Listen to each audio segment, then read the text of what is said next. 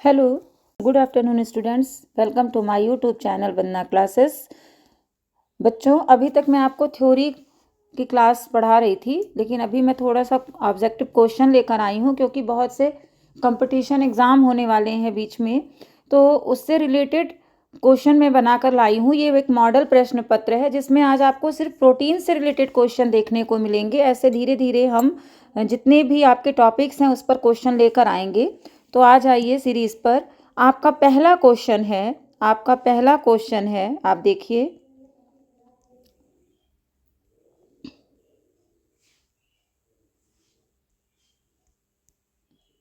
मानव शरीर में प्रोटीन के कार्य हैं। देखिए, कई इसमें कार्य दिए हैं। इसमें से आपको जो प्रोटीन के कार्य हैं उन कार्यों को छांटना है।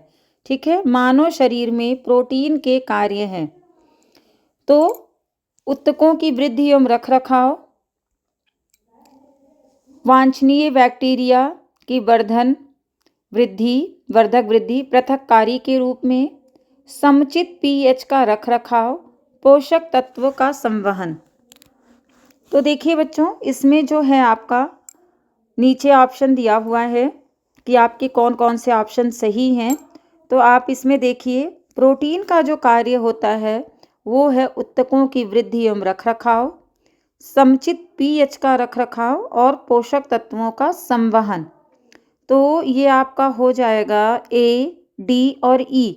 अब आप ऑप्शन देख लीजिए, ए, डी और ई कहाँ है, वहीं आपको टिक लगा देना है। तो ऑप्शन डी आपका सही हो जाएगा। ये जितने भी क्वेश्चन हैं बच्चे, हम इसको जो है इम्पॉर्टेंट सीरीज से ही लेकर आए हैं कि जो लगातार कई एग्ज़ाम में, टीजीटी एग्ज़ाम में, पीजीटी एग्ज़ाम में, यहाँ तक कि नेट के एग्ज़ाम में, बहुत से कंपटीशन एग्ज़ाम में पूछे गए हैं। क्योंकि कोई भी पेपर होता है तो उसमें पोषक तत्वों से रिलेटेड क्वेश्चन जरूर आते हैं। अर्ध आवश्यक अमीनो अम्ल है। अर्ध, देखिए, आवश्यक, अनावश्यक और अर्ध आवश्यक तीनों तरह के अमीनो अम्ल हमारे शरीर में पाए जाते हैं। तो यहाँ पर अर्ध आवश्यक अमीनो अम्ल पूछा गया है। आर्जिनिन, एलामीन, ल्यूसीन और वेलिन। ठीक है, आर्जिनिन, ल्यूसीन, एलामीन और वेलिन। तो इसमें जो आपका सही हो जाएगा, देखिए पहले तो ये समझ लीजिए अर्ध आवश्यक क्या होते हैं। अर्ध आवश्यक कहते हैं कि जिसकी जीवन के किसी काल में ज़रूरत होती है लेकिन बहुत न्यून समय के लिए, और उसके बाद उसकी आवश्यकता नहीं होती। तो जो अर्ध आवश्यक हैं, ये जो है, ये जब बच्चा शैशव या बाल्यावस्था में रहता है, बहुत छोटा रहता है, तभी ऐसे अमीनो अम्ल की ज़रूरत होती है। वयस्का अवस्था में ऐसे अमीनो अम्ल की आवश्यकता नहीं होती। तो यहाँ पर जो आपका ऑप्शन सही हो जाएगा वो है ऑप्शन ए, आर्जिनिन। ये अर्ध आवश्यक पोषक तत्व है। यूरिक अम्ल है। यूरिक अम्ल क्या है? ठीक है, यूरिक अम्ल क्या है? देखिए, यूरिक अम्ल जब आपका प्रोटीन अमीनो एसिड में बदलता है और सही से उसका अवशोषण नहीं होता, जो उसमें नाइट्रोजन की मात्रा है वो फिर यूरिक अम्ल में बदलने लगती है, जो शरीर के शरीर के अंदर यूरिया को बढ़ा देती है, यूरिक एसिड को बढ़ा देती है, और ये शरीर के लिए हानिकारक है, जिससे गठिया नामक रोग होता है। तो ये जो है यूरिक अम्ल क्या है? एक तरह का प्यूरिन है जो शरीर पर अच्छा प्रभाव नहीं डालता। अगर बढ़ जाए तो बढ़ी हुई मात्रा जो है वो नहीं इसकी सही होती है। फिर है आपका क्वेश्चन, कैल्सीटोनिन अमीनो अम्ल की संख्या वाला एक पेप्टाइड है। कैल्सीटोनिन डैश अमीनो अम्ल की संख्या वाला एक पेप्टाइड है।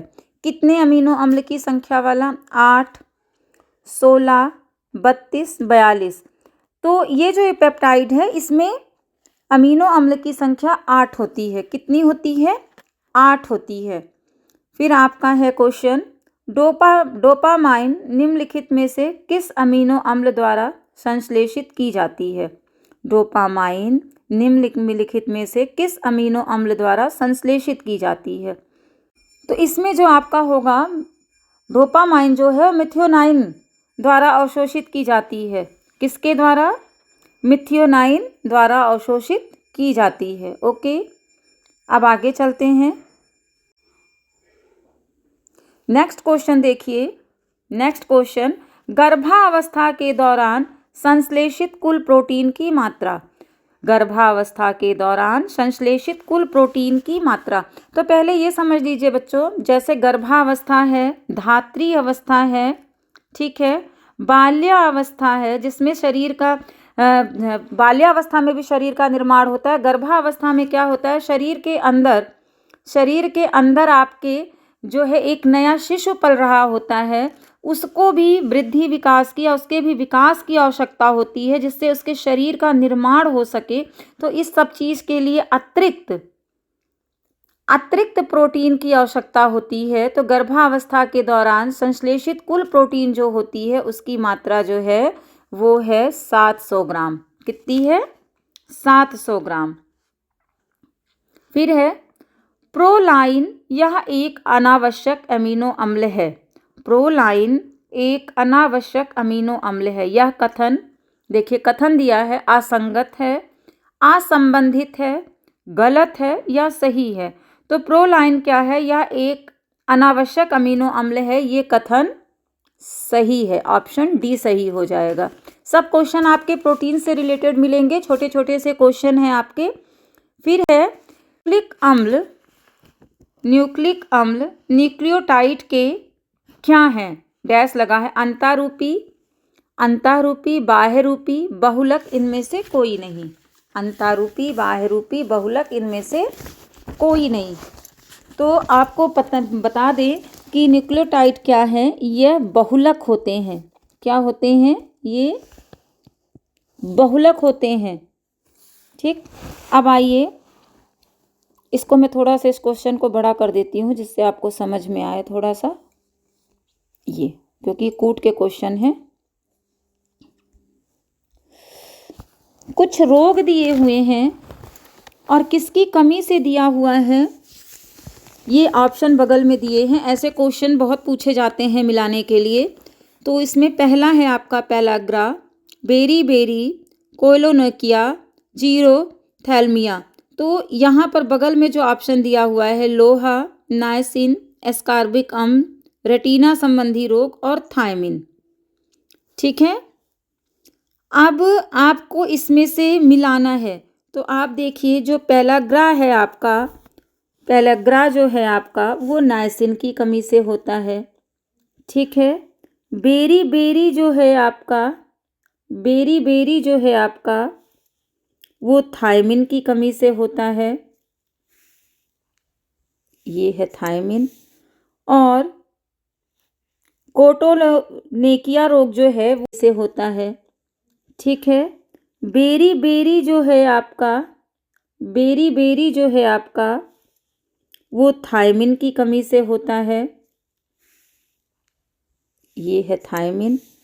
और कोटोनेकिया रोग जो है वो आयरन की कमी से होता है। जीरोथैल्मिया रोग जो है वो किसकी कमी से होता है? ये कैसा रोग है? इसमें रेटिना संबंधी रोग है। ठीक है, रेटिना संबंधी रोग है। तो आप देख लीजिए, पहले का दूसरे का आपका आ गया पांचवा, ऑप्शन आपका सी सही हो जाएगा। कौन सा ऑप्शन? ऑप्शन सी सही हो जाएगा आपका इसमें। ओके, अब आगे चलते हैं नेक्स्ट क्वेश्चन पर। जैलडाले विधि द्वारा प्रोटीनों के निर्धारण का सही क्रम क्या है? जैलडाले विधि द्वारा, जैलडाले एक विधि है जो प्रोटीन के निर्धारण का क्रम निर्धारित करती है। तो इसमें जो है आपसे सही क्रम पूछा गया है। ठीक है, सही क्रम पूछा गया है और ऑप्शन दिया है आपका नमूनों को सुखाना और तौलना, आसवन, H2SO4 के साथ पाचन और ट्राइट्रेशन। तो देखिए इसका जो सही क्रम है वो है आपका नमूनों का सुखाना और तौलना, आसवन, ठीक है, नहीं, नमूनों को सुखाना और तौलना। सेकंड नंबर पर आपका होगा ट्राइट्रेशन। थर्ड नंबर पे है H2SO4 के साथ पाचन और आपका लास्ट जो होगा वो आसवन हो जाएगा। ओके, तो इसका ऑप्शन आप देखिए कहाँ सही है। ऑप्शन ए आपका जो है इसमें सही हो जाएगा। कौन सा ऑप्शन? Option A. अब नेक्स्ट क्वेश्चन है आपका, वृद्धि का आभास, चिड़चिड़ापन, त्वचा परिवर्तन और बालों में परिवर्तन, यह सारे लक्षण किसके हैं? देखिए ये सब मैंने कई बार आपको पढ़ाया है, ये सारे लक्षण आपके क्वाशियोर के हैं। इसमें ऑप्शन दिया है पीएम की कमी, फ्लोरोसिस, क्वाशियोर और सूखा रोग। तो ये सारे लक्षण जो हैं आपके क्वाशियोर के हैं। ओके, फिर नेक्स्ट क्वेश्चन पे आ जाइए। प्रोटीन मुख्यतः किस रूप में अवशोषित किए जाते हैं? ये क्वेश्चन कई बार मैंने आपको बताया है। प्रोटीन मुख्यतः किस रूप में? ट्राइपेप्टाइड, डाइपेप्टाइड, एमिनो अम्ल और पॉलीपेप्टाइड। इसके पहले भी जो मैंने सीरीज सॉल्व कराई थी उसमें भी ये क्वेश्चन मैंने कराया है, अमीनो अम्ल। ठीक है। सड़ी हुई अमोनिया जैसी गंध उत्पन्न करने के लिए, क्वेश्चन को सुनिए, सड़ी हुई अमोनिया जैसी गंध उत्पन्न करने के लिए बैक्टीरिया द्वारा भोजन का कौन सा घटक पचाया जाता है? ठीक है, सड़ी हुई अमोनिया जैसी गंध उत्पन्न करने के लिए बैक्टीरिया द्वारा भोजन का कौन सा घटक पचाया जाता है? ए प्रोटीन, बी लिपिड्स, सी स्टार्च और डी विटामिन। तो यहाँ पर जो आपका ऑप्शन हो जाएगा प्रोटीन। फिर नेक्स्ट क्वेश्चन है आपका, निम्न में से कौन सा प्रोटीन का आवश्यक घटक है जो रेटिना रिसेप्टर्स में प्रकाश को अवशोषित करता है? ठीक है, इसमें है आपका कैथेप्सिन, रोडोप्सिन, कार्निया और कैसीन। तो देखिए रोडोप्सिन, इसमें जो आप देखेंगे, देखिए ये है आपका आंसर रोडोप्सिन। अब ये भी जान लीजिए क्यों है रोडोप्सिन। ठीक है, आपको ये पता होना चाहिए रोडोप्सिन क्यों है। क्योंकि जो रेटिना होता है ना, इसमें प्रकाश का अवशोषण होता है और हम जिस वस्तु को देखना चाहते हैं, जिस भी वस्तु को, यह प्रकाश उस पर जाकर पड़ता है और वह वस्तु की किरणें जो वो और फिर परिवर्तित होकर हमारी आंखों तक पहुंचता है। और कार्निया का जो पारदर्शक द्रव्य होता है, पुतली या लेंस, ठीक है, उसके दृष्टि पटल पर यह केंद्रित हो जाता है और हमको उस वस्तु का प्रतिबिंब दिखाई देता है। ठीक है, तो ये कार्य जो होता है, यह कार्य जो होता है उसके लिए जो आवश्यक होता है वो रोडोप्सिन प्रोटीन होता है। समझ में आया? वो रोडोप्सिन प्रोटीन होता है। अब आगे आ जाइए आप नेक्स्ट पे। अर्ध आवश्यक अमीनो अम्ल है, अर्ध आवश्यक अमीनो अम्ल है। इसमें अर्ध आवश्यक मैंने अभी एक पहले भी कराया था अर्ध आवश्यक का, फिर पूछा गया है ये क्वेश्चन। ठीक है, ल्यूसिन, एलानिन, वेलिन और आर्जिनिन। ठीक, तो पहले ही मैंने बताया जिसकी ज़रूरत होती है लेकिन इतने न्यून मात्रा में या कम समय के लिए, वो अर्ध आवश्यक कहा जाता है। तो यहाँ पर जो आपका ऑप्शन है वो एलानिन सही हो जाएगा। कौन सा? एलानिन।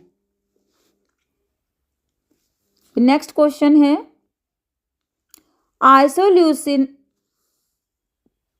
आवश्यक एमिनो एसिड है। आवश्यक, अभी तक आपने अर्ध पढ़ा, अब यहां पूछा गया आवश्यक एमिनो एसिड हैं।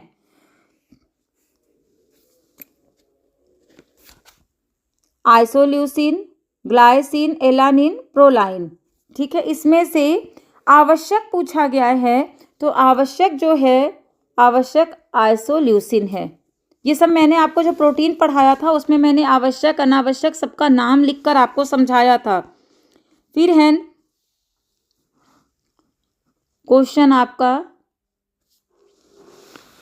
यह एमिनो एसिड नियासिन का प्रारंभिक रूप है। मतलब जो नियासिन है वह, यह अमीनो एसिड उसका प्रारंभिक रूप माना जाता है। वैलिन, मिथियोनिन, ट्रेप्टोफैन और टायरोलिन। तो जो आपका ट्रेप्टोफैन है यह प्रारंभिक रूप माना जाता है। ऑप्शन सी सही हो जाएगा। ऑप्शन सी सही हो जाएगा। फिर है, प्रोटीन विश्लेषण की सबसे अधिक उपयोग की जाने वाली विधि है। प्रोटीन विश्लेषण के लिए एक विधियों का प्रयोग किया जाता है, वो कौन सी है इसमें पूछा गया।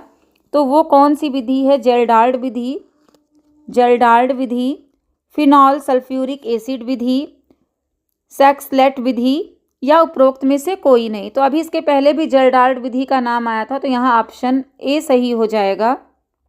इसी विधि द्वारा जो है ये नापा जाता है कि किस प्रकार से विधि वृद्धि और विकास हो रहा है, कैसे तंतुओं का निर्माण हो रहा है। ठीक है, ये सब इस विधि द्वारा ही पता लगाया जाता है।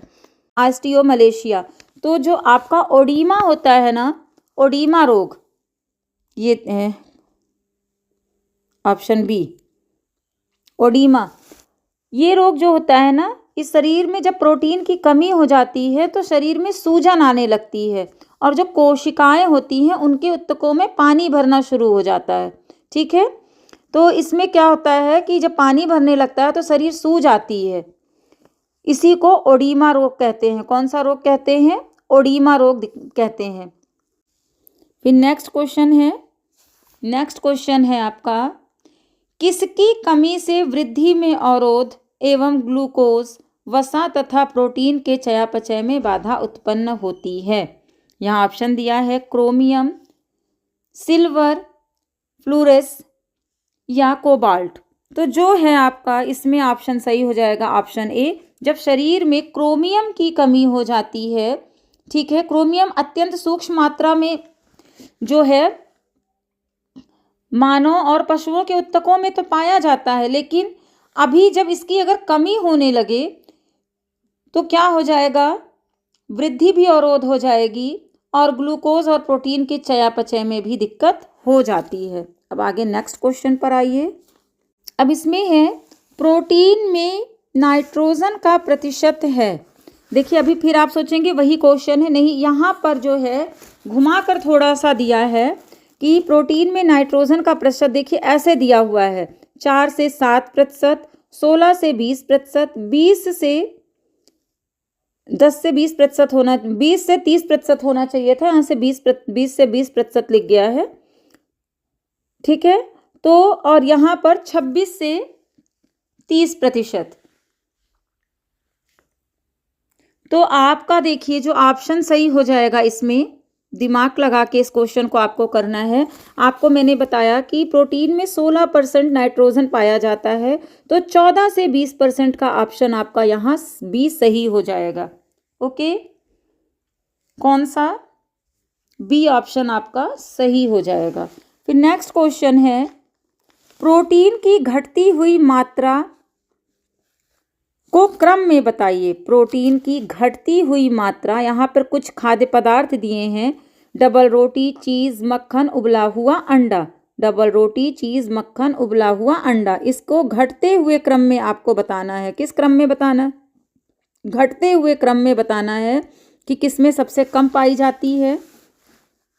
तो आप देखिए क्वेश्चन है, हाँ, घटती हुई मात्रा के क्रम में जो आपका उबला हुआ अंडा है वो पहले हो जाएगा, फिर चीज़ या पनीर, फिर डबल रोटी और फिर मक्खन।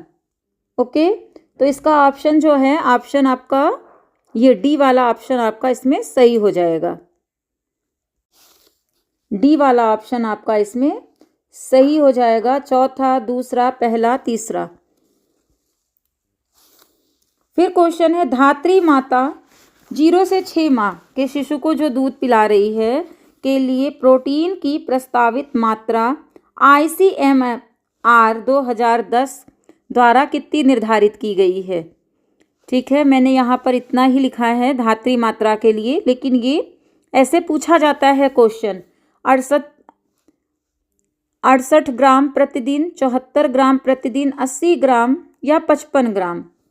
ठीक है, तो मैंने अभी पहले भी आपको बताया, शिशु हो, धात्री हो, गर्भवती हो, ठीक है, किशोर हो, इन सबको अधिक मात्रा में प्रोटीन की आवश्यकता होती है, क्योंकि अगर इनको सही से प्रोटीन की मात्रा ना दी जाए तो इनके शरीर में रक्ताल्पता भी हो सकती है, क्वाशियो मतलब एनीमिया हो सकता है, पोषक तत्वों की कमी हो सकती है, प्लस जो बच्चा है उसको भी सही मात्रा में प्रोटीन नहीं मिलेगा तो उसका भी वृद्धि और विकास अवरुद्ध होगा और वो क्वाशियोरकोर नामक रोग से पीड़ित हो जाएगा। तो ये मात्रा जो निर्धारित की गई है 74 ग्राम प्रतिदिन, ऑप्शन बी, ऑप्शन बी। फिर इसमें है, पूछा गया है क्वेश्चन नेक्स्ट, प्राकृतिक बहुलक है प्रोटीन कार्बोहाइड्रेट्स, सी वसा और डी विटामिन्स। तो जो प्रोटीन है ना बच्चों, प्रोटीन है ये एक प्राकृतिक बहुलक किसको माना गया है? प्रोटीन को प्राकृतिक, ऑप्शन ए सही हो जाएगा, क्योंकि यह जो है शरीर की वृद्धि एवं विकास भी करता है, कोशिकाओं में भी पाया जाता है, कोशिकाओं की टूट फूट की मरम्मत भी करता है और ये सभी तत्वों में महत्वपूर्ण स्थान रखता है, इसलिए इसको एक प्राकृतिक बहुलक का रूप दिया गया। ठीक है। फिर एक सल्फर युक्त अमीनो एसिड है, नेक्स्ट क्वेश्चन है, एक सल्फर युक्त अमीनो एसिड है, लाइसिन, मिथियोनिन, फिनाइल एलानिन और वैलिन। तो सल्फर युक्त जो है, सल्फर युक्त आपसे कभी कभी क्वेश्चन में पूछा जाता है कि सल्फर किस में पाया जाता है। ठीक है, तो सल्फर किस में पाया जाता है, इसी के साथ आप ये भी समझ लीजिए कि मिथियोनिन जो है एमिनो एसिड प्रोटीन का ही पार्ट है और इसमें सल्फर पाया जाता है। क्या पाया जाता है? इसमें सल्फर की मात्रा पाई जाती है और ये अमीनो एसिड आपको पता ही है शरीर की वृद्धि विकास हर चीज़ के लिए बहुत ही आवश्यक है हमारे। ठीक, नेक्स्ट क्वेश्चन पर आप आ जाइए। इसमें कुछ अमीनो एसिड दिए हुए हैं और उसमें पूछा हुआ है कि आवश्यक अमीनो अम्ल कौन कौन से हैं। आवश्यक अमीनो अम्ल कौन कौन से हैं पूछा गया है। आइसोल्यूसिन, एलेनिन, लाइसिन, ल्यूसिन और आर्जिनिन। इसमें पूछा गया है कि आवश्यक कौन कौन से हैं। ठीक है, आवश्यक अमीनो एसिड कौन कौन से हैं यही पूछा गया है। तो आप देख लीजिए, इसमें आवश्यक जो है, पहला आइसोल्यूसिन हो गया, तीसरा लाइसिन हो गया और चौथा ल्यूसिन। ये आपके आवश्यक है, तो ऑप्शन आपका सी सही हो जाएगा। पहला, तीसरा, चौथा, कौन सा ऑप्शन? सी सही हो जाएगा। सुगंधित अमीनो एसिड है, सुगंधित अमीनो एसिड है जिसमें सुगंध दिखाई देती है, ऐसे अमीनो एसिड को पूछा गया है। टायरोसिन, ट्रिप्टोफैन, मिथियोनाइन और हिस्टाडीन। तो इसमें जो देख लीजिए बच्चों, इसमें टायरोसिन जो है वो एक प्रकार का सुगंधित अमीनो एसिड माना गया है। टायरोसिन एक प्रकार का सुगंधित अमीनो एसिड माना गया है। फिर नेक्स्ट आ जाइए। न्यूक्लियोप्रोटीन ग्लाइकोप्रोटीन को जाना जाता है। न्यूक्लियोप्रोटीन व ग्लाइकोप्रोटीन को जाना जाता है। साधारण प्रोटीन, व्युत्पन्न प्रोटीन, युग्मी प्रोटीन या प्रोविटामिन। तो न्यूक्लियोप्रोटीन या ग्लाइकोप्रोटीन को किस नाम से जाना जाता है? ये आपके युग्मी प्रोटीन के नाम से जाने जाते हैं। किस नाम से जाने जाते हैं बच्चों?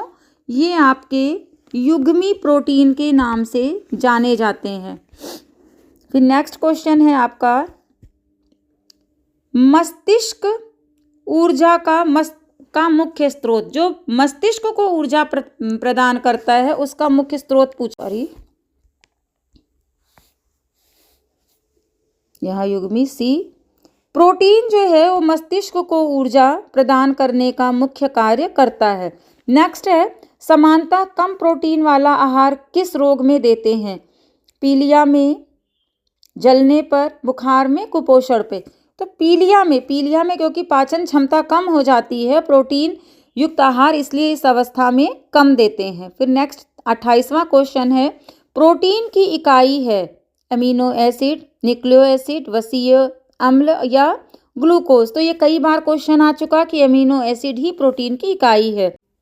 दालों में किस अमीनो अम्ल का अभाव होता है? दालों में किस अमीनो अम्ल का अभाव होता है?